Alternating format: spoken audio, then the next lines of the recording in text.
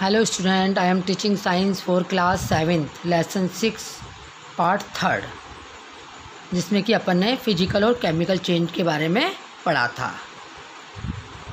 A change in which one or more new substance are formed is called a chemical change. आपने जैसा कि पढ़ा था कि ऐसे चेंज में वन और मोर एक या एक से ज़्यादा सब्सटेंस बनते हैं तो उसको अपन क्या बोलते हैं? केमिकल चेंज बोलते हैं। A chemical change is also called a chemical reaction, और इस केमिकल चेंज को केमिकल रिएक्शन भी कहा जाता है। Chemical changes are very important in our life. अपनी रोज़ की लाइफ में केमिकल चेंज बहुत ही इंपॉर्टेंट रोल अदा करते हैं। All new substance are formed as a result of chemical change. जितनी भी नई चीज़ें बनती, नए सब्सटेंस बनते हैं, वो केमिकल चेंज के कारण ही बनते हैं। For example, digestion of food in our body. अपनी बॉडी में जो फूड का डाइजेशन होता है, और रिपेनिंग ऑफ फ्रूट्स का पकना, और फर्मेंटेशन ऑफ ग्रेप्स का भी फर्मेंटेशन होना, ये किसका एग्जांपल है? केमिकल रिएक्शन या केमिकल चेंजेस का एग्जांपल है। Happen due to series of chemical changes. ये सारा क्या है? इस सब में केमिकल चेंजेस होते हैं। A medicine is the end product of A chain of chemical reaction. तो क्या होता है? मेडिसिन लेना तो लास्ट एंड प्रोडक्ट है, ठीक है, केमिकल रिएक्शन की। यूजफुल न्यू मटेरियल्स, जो नई चीज़ बनती है वो सब किसके कारण बनती है? केमिकल चेंज के कारण। Such as plastic and detergent. जो प्लास्टिक की चीज़ें बनती हैं या सर्फ वगैरह अपना जो डिटर्जेंट होता है, are produce by chemical reaction. ये सब कुछ किसके कारण होता है? केमिकल रिएक्शन के कारण। Indeed, every new material is discovered by studying chemical changes. जितनी भी कोई नई चीज़ें बनती हैं, नई चीज़ों का आविष्कार होता है, वो किसके कारण होता है? केमिकल चेंज के कारण होता है। We have seen that one or more new substance are produced in a chemical change. तो आपको पता लग गया क्या है ये? जितने भी one or more new substance बनते हैं वो सारे किसके कारण बनते हैं? केमिकल चेंजेस के कारण बनते हैं। In addition to new product the following may accompany a chemical changes. अब जो नीचे जितने भी एडिशन होते हैं वो सारे क्या होता है? न्यू प्रोडक्ट बनते हैं, वो केमिकल चेंज के कारण होते हैं। और जो नीचे दे रखे हैं ये भी चेंजेस केमिकल चेंज के कारण होते हैं। अब देखो, हीट, लाइट और एनी अदर रेडिएशन में बी गिवन ऑफ और absorb.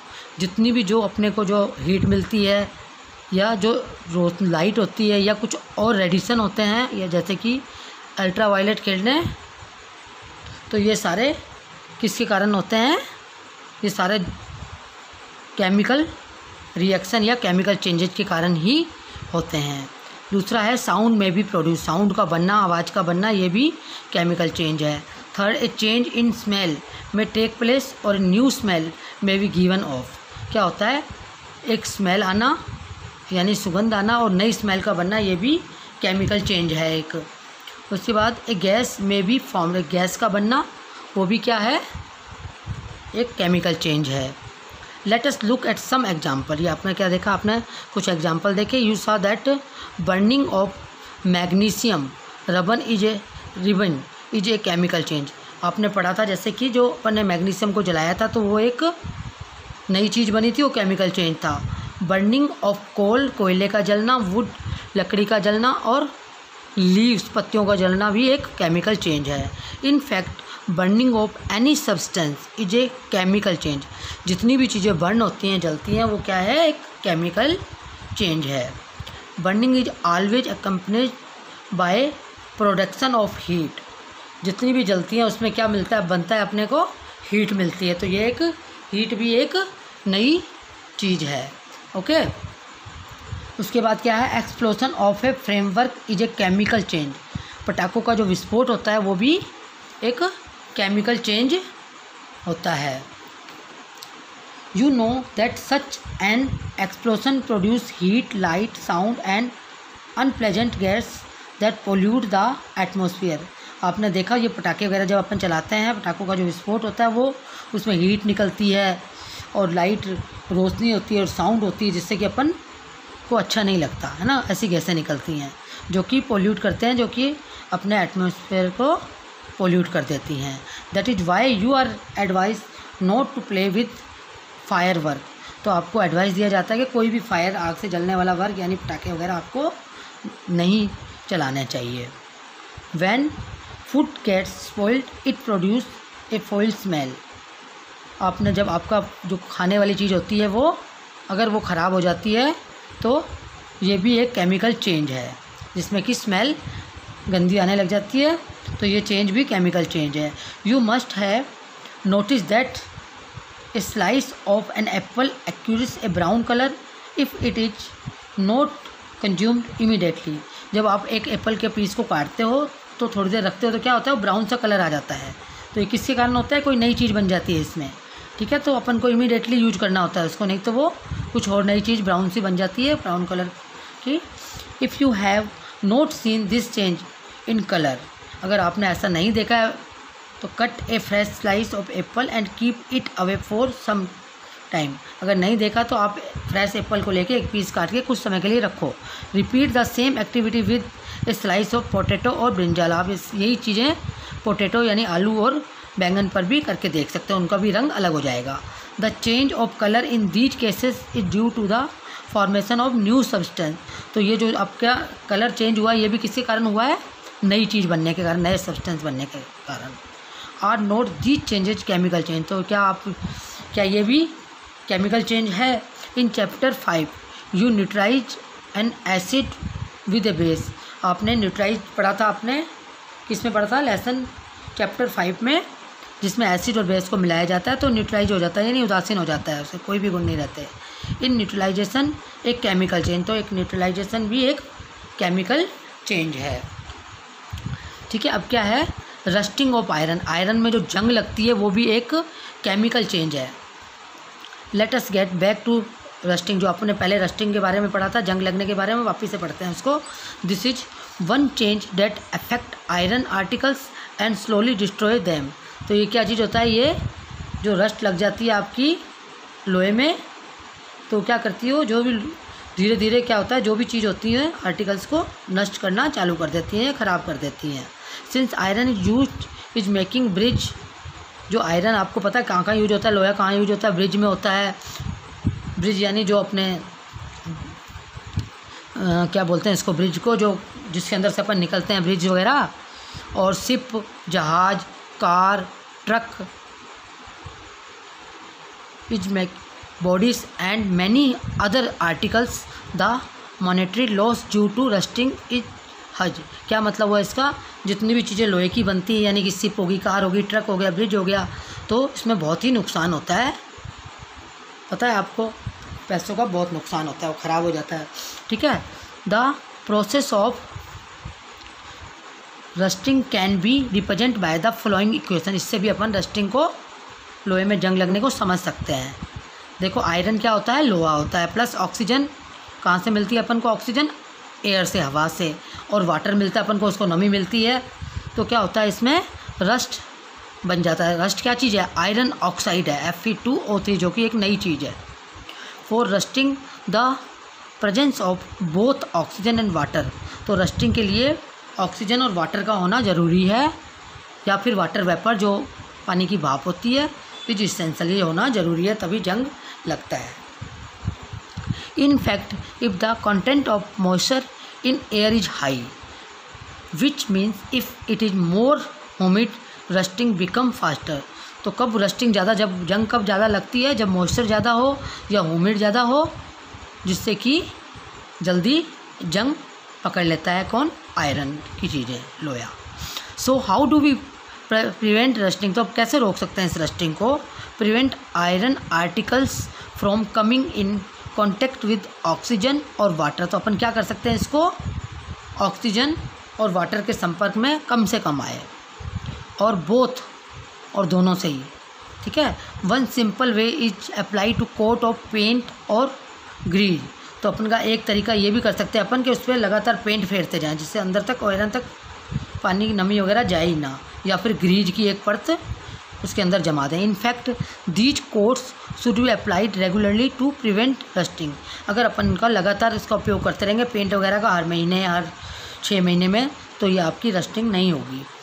Another way is to deposit a layer of a metal like chromium or zinc, और क्या कर सकते हैं अपन, इसकी एक क्रोमियम और जिंक की भी एक परत आयरन पे लगा सकते हैं। ठीक है। This process of depositing A layer of zinc on iron is called galvanisation. क्या मतलब हुआ, जो ये जिंक लगाने की, आयरन में जिंक वगैरह लगाने की जो विधि होती है उसको कहते हैं galvanization. The iron pipes we use in our home to carry water are galvanized to prevent rusting. जो अपने घर में पानी के पाइप वगैरह लगे होते हैं उसके ऊपर भी ये रस्टिंग के लिए इसको गैल्वेनाइज्ड को किया हुआ होता है या उस पर फेरा हुआ होता है। You know that ship are made of iron and part of them remain under water. आपको पता पानी के जहाज हमेशा पानी में ही रहते हैं। On the part about the water also, और उसके ऊपर वाले पार्ट में भी वाटर आ जाता है, कुछ ना कुछ बूंदे। Water drops keep clinging to the ship's outer surface. ठीक है, आपके बाहर वाली सरफेस में भी कुछ वाटर आ जाता है। Moreover the water of the sea contain many salt. आपको जैसे पता ही है कि पानी के अंदर कुछ साल्ट भी होता है। The salt water make the process of rust formation faster. जो साल्ट का वाटर होता है वो भी रस्ट को बढ़ाने के लिए फास्टर कर सकता है, यानी उसको तेज कर सकता है रस्टिंग को। Therefore ship suffer a lot of damage from rusting in split of being painted. तो उसमें भी टाइम पे उस पर पेंट करते रहते हैं। So much so that a fraction of ship's iron has to be replaced every year. तो भी उसके कुछ पार्ट वगैरह हमेशा चेंज करने पड़ते हैं। उसके बाद क्या है अपना, so much so that a fraction of ship iron has to be replaced every year.